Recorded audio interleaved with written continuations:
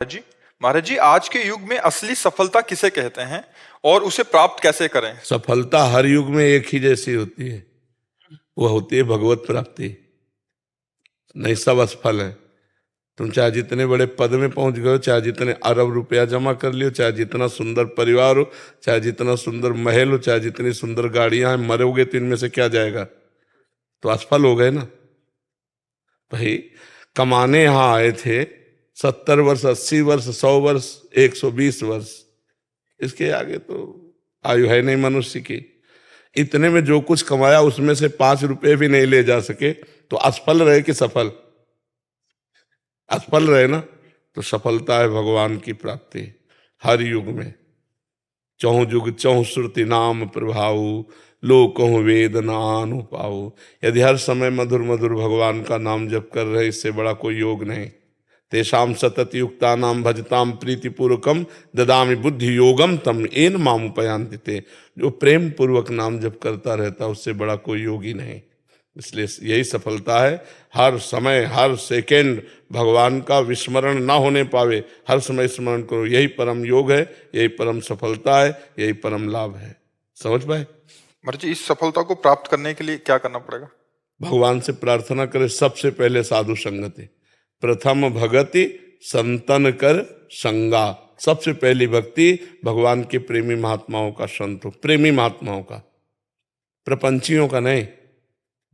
प्रपंचियों का नहीं। अगर प्रपंचियों को, तो वही प्रपंच भरा रहेगा। हंसी मजाक, ये रुपया पैसा लेन देन, वो सब प्रपंच है।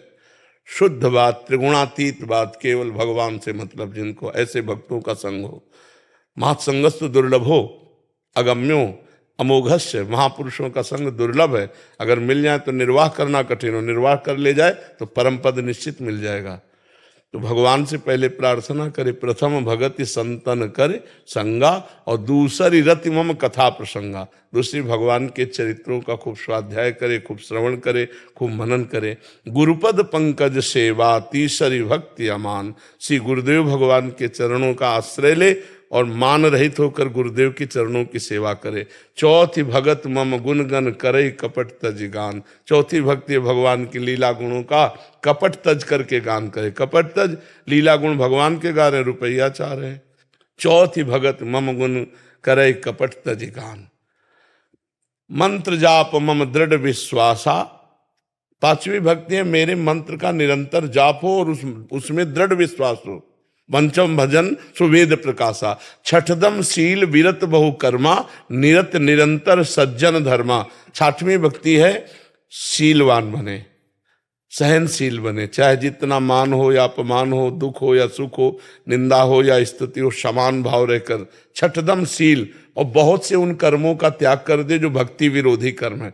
छठदम शील विरत बहु कर्मा, और निरत निरंतर सज्जन धर्मा। जो संत महापुरुषों ने धर्मशास्त्रों में क्रियाएं कही है, वही कर्म करना चाहिए। अन्यथा उन कर्मों का त्याग कर देना चाहिए जो भक्ति विरोधी कर्म है। बहुत प्रकार से जो प्रपंच में उलझा देते हैं, उन कर्मों का त्याग कर देना चाहिए। नहीं तो मंत्र जाप होगा ही नहीं, भजन होगा ही नहीं, इतना उलझा रहेगा कार्यों में। छठदम शील विरत बहुकर्मा, निरत निरंतर सज्जन धर्मा। सातों सब मोहिमय जग देखा, मोते अधिक संत कर लेखा। सातवीं भक्ति है, सारे संसार को भगवान का स्वरूप देखना और भगवान से भी अधिक बढ़कर संतों को मानना।